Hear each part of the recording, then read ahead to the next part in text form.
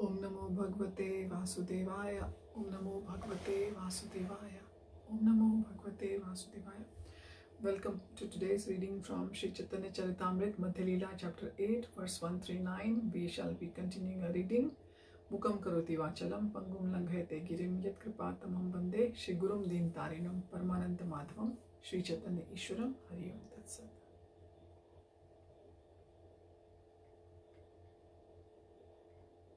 पुरुष योषित कीवा स्थावर जंगम सर्व चित्त कर्षक साक्षात Manmath madana.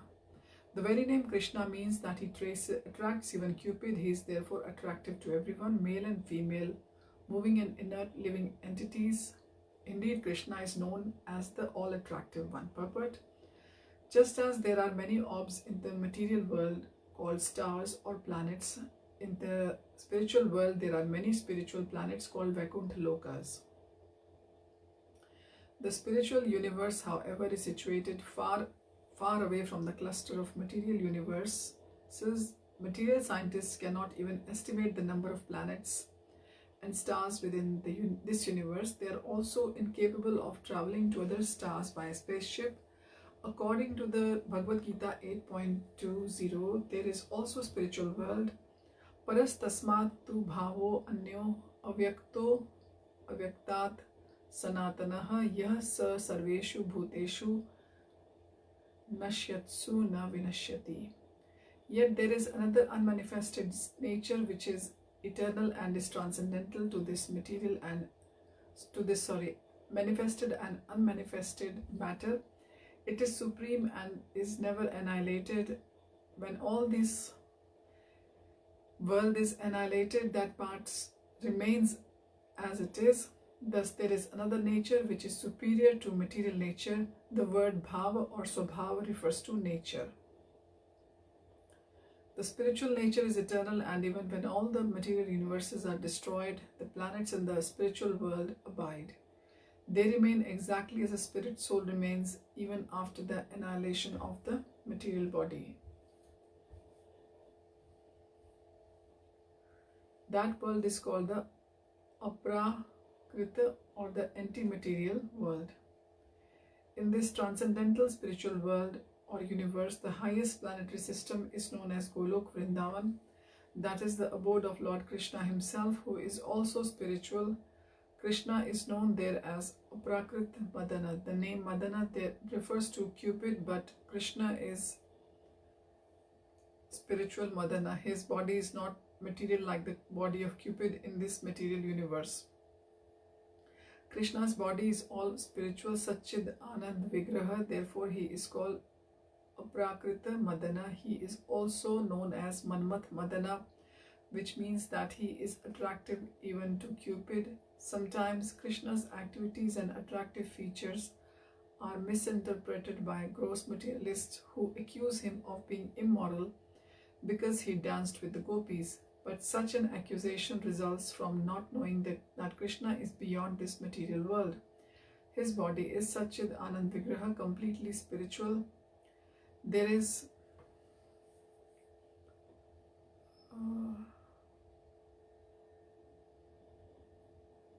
no material contamination in his body, and one should not consider his body a lump of flesh and bones.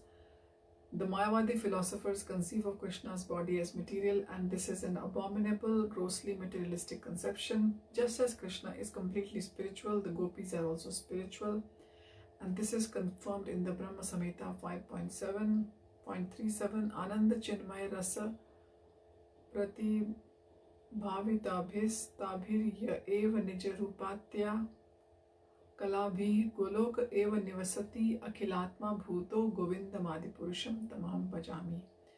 I worship Govinda, the primeval Lord. He resides in his own realm, Golok, with Radha, who resembles his own spiritual figure and who embodies the ecstatic potency Hladini. Their companions are confidants who embody extensions of her bodily form and who are imbued and permeated with ever blissful spiritual rasa. The gopis are also of the same spiritual quality, Nija Rupataya, because they are expansions of Krishna's pleasure potency. Neither Krishna nor the gopis have anything to do with the lumps of matter or the material conception. In the material world, the living entity is encaged within a material body, and due to ignorance, he thinks that he is the body. Therefore, here the enjoyment of lusty desires between male and female is all material. One cannot compare the lusty desires of materialistic man to the transcendental lusty desires of Krishna. Unless one is advanced in spiritual science, he cannot understand the lusty desires between Krishna and gopis. In the Caitanya Charitamrita, the lusty desires of gopis is compared to gold. The lusty desires of materialistic man, on the other hand, are compared to iron. At no stage can iron and gold be equal. The living entities, moving and non-moving, are part and parcel of Krishna. Therefore, they originally have the same kind of lusty desire as his. But when this lusty desire is expressed through matter, it is abominable. When a living entity is spiritually advanced and liberated from material bondage, he can understand Krishna in truth, as stated in the Bhagavad-Gita 4.9. Janma karma cha me divyam evam yo veti tatvatah tyaktva deham punarjanma naiti mam eti. So Arjuna, one who knows the transcendental nature of my appearance and activities does not, upon leaving the body, take this birth again in this material world, but attains my eternal abode, O Arjuna. When one can understand the body of Krishna as well as the Lord's lusty desires, one is immediately liberated. A conditioned soul encaged within the material body cannot understand Krishna, as stated in the Bhagavad-Gita 7.3. Manushyanam sahasreshu kaschid yadati siddhaye yadatam api siddhanam kaschin mam veti tattvata. Out of many thousands among men, one may endeavor for perfection, and of those who have achieved perfection, hardly one knows me in truth. The word siddhaye indicates liberation. Only after being liberated from material conditioning, one can understand Krishna. When one can understand Krishna as he is tattvataha, one actually lives in the spiritual world, although apparently living within the material body.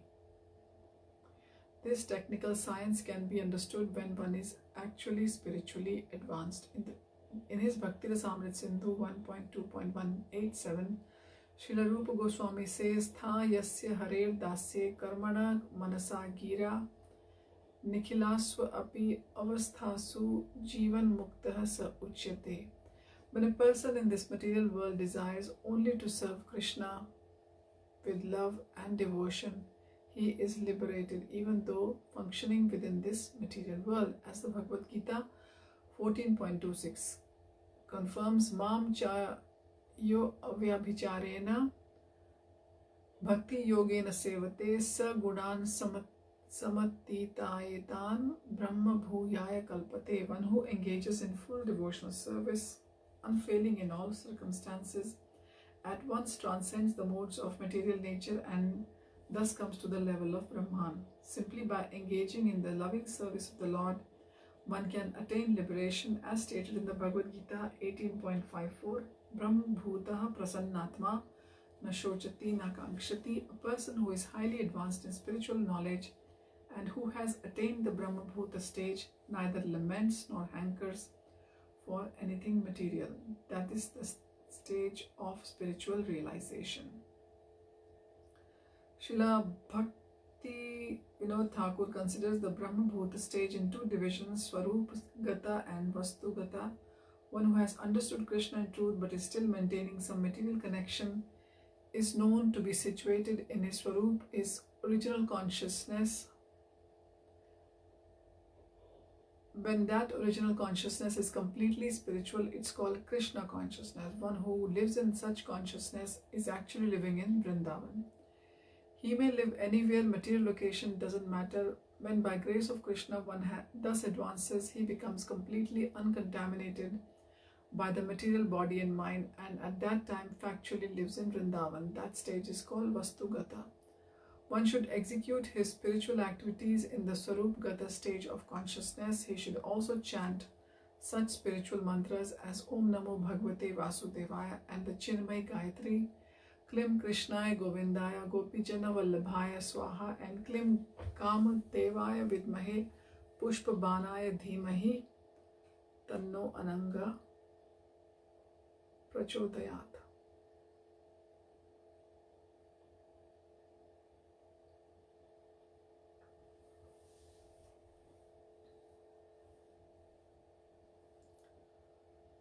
These are the Kama Gayatri or Kama Bija mantras. One should be initiated by a bona fide spiritual master and worship Krishna with these transcendental mantras.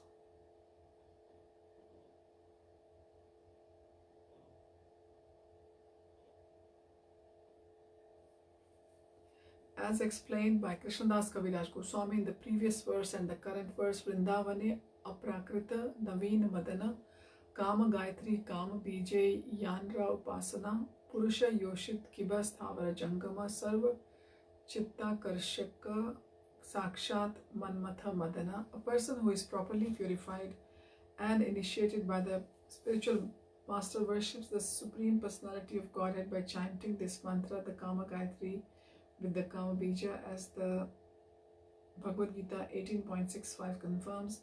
One should engage in transcendental worship in order to be fit for being attracted by Krishna, the all-attractive. Manmana bhav mad bhakto madhyaji mam namaskuru mam evashyasi satyam te pratijane priyosi me. Always think of me and become my devotee, worship me and offer your homage unto me. Thus you will come to me without fail. I promise you this because you are my very dear friend. Since every living entity is part and parcel of Krishna, Krishna is naturally attractive. Due to the material coverings, one's attraction for Krishna is checked. One is not usually attracted by Krishna in the material world, but as soon as one is liberated from material conditioning, he is naturally attracted. Therefore, it is said in this verse, Sarva Chitta Karshaka, everyone is naturally attracted by Krishna. This attraction is within everyone's heart, and when the heart is cleansed, that attraction is manifested. Cheto Darpana Marjanam Bhav Mahadavagni Nirvapanam.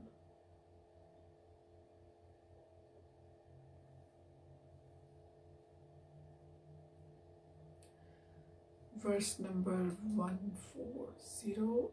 Tasam Avira Bujchorih Same Mana Mukham Bujah Pitambara Dhara Sragvi Sakshan Manamatham Manmathaha.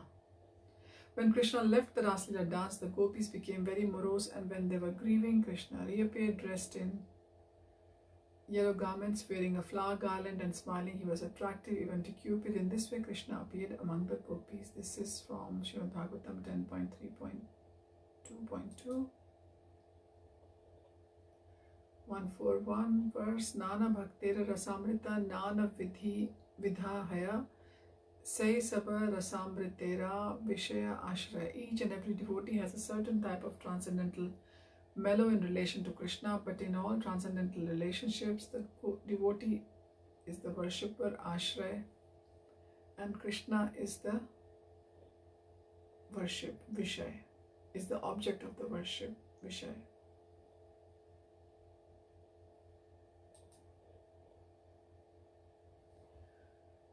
Verse 142. Akhila Rasamrita Murti Prasari Mararchi Ruddha Taraka Pali Kalita Shyama Lalito Radha Prayan Vidur Jayati. Let Krishna, the Supreme Personality of Godhead, be glorified by virtue of his expanding attractive features. He subjugated the gopis named Taraka and Pali and absorbed the minds of Shyama and Lalita. He is the most attractive lover of Srimati Radharani and is the reservoir of pleasure for devotees in all transcendental mellows. Purport: everyone has a particular transcendental mellow by which he loves and serves Krishna. Krishna is the most attractive feature for every kind of devotee. He is also therefore called Akhila Rasamrita Murti, the transcendental form of attraction for all kinds of devotees, whether the devotee be in the Shantarasa, Dasyarasa, Sakhyarasa, Vatsalya Rasa or Madhurya Rasa. This is the opening verse of Bhakti Rasamrita Sindhu by Srila Rupa Goswami.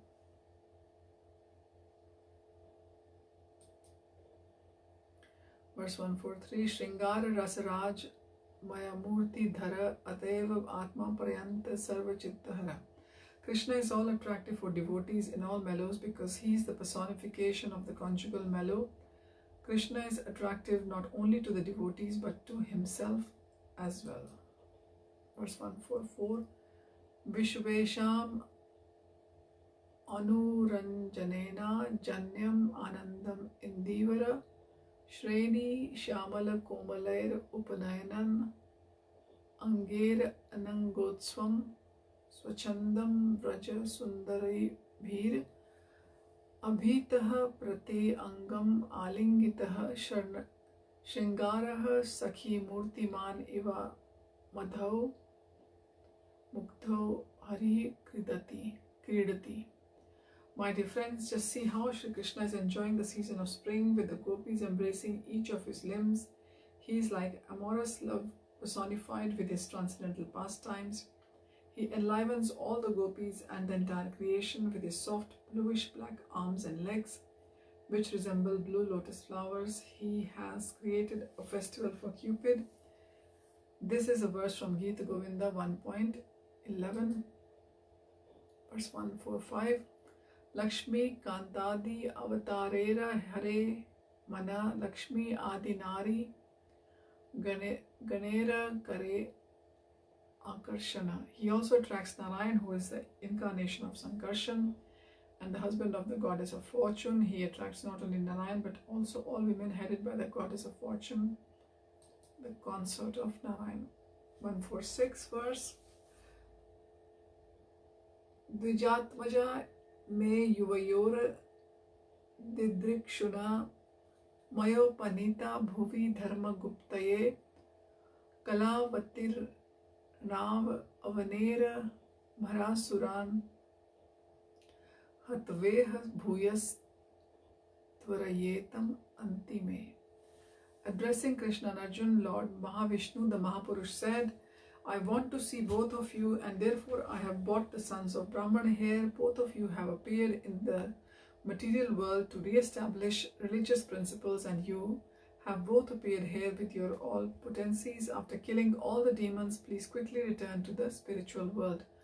Purport: this is a quotation from Srimad Bhagavatam 10.89.58 concerning Krishna's endeavor to take Arjun beyond the material universe. When Arjun was searching for the sons of a Brahmana, Lord Mahavishnu, who is situated beyond this material world, was also attracted by the bodily features of Krishna. Mahavishnu had actually stolen the sons of Brahmana in Dwarka so that Krishna and Arjun would come and visit him.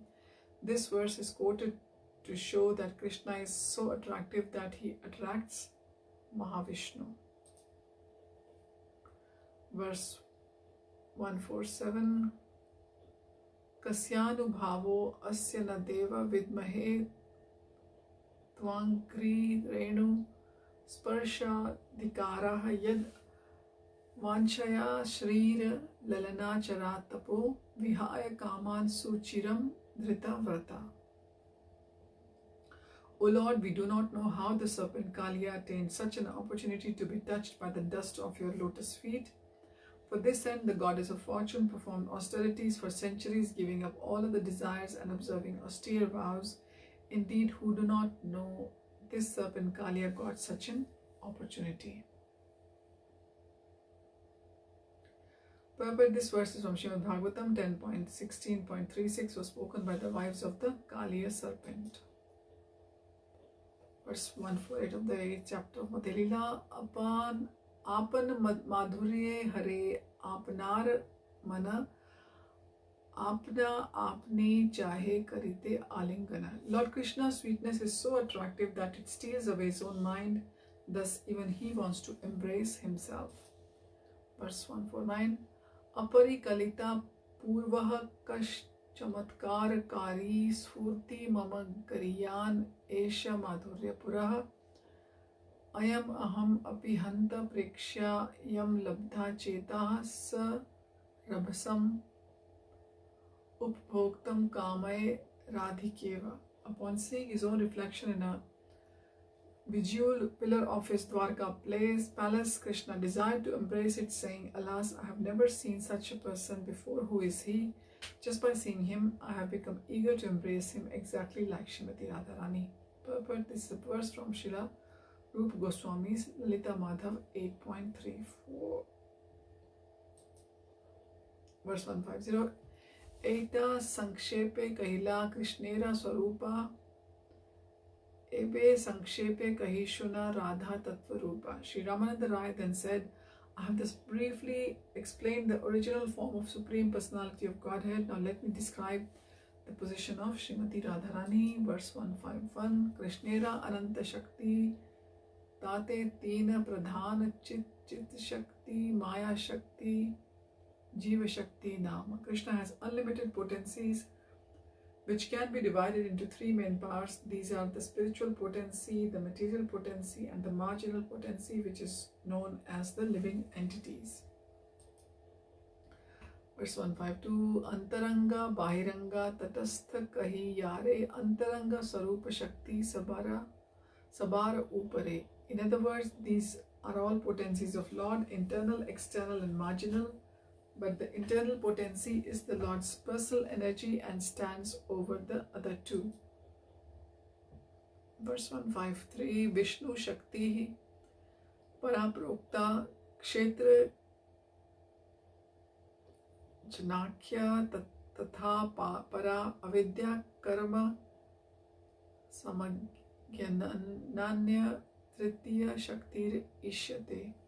The original potency of Lord Vishnu is superior or spiritual, and the living entity actually belongs to that superior energy. But there is another energy called the material energy, and this third energy is full of ignorance. This is quotation from Vishnu Puran 6.7.61. Verse 154. Satchidananda Maya Krishnera Swarupa Ataiv Swarupa Shakti Haya Teen Rupa. Originally, Lord Krishna is Satchidananda Vigraha, the transcendental form of eternity, bliss and knowledge. Therefore, his personal potency, the internal potency, has three different forms. Verse 155. Anandamse Ladini Sad Amse Sandini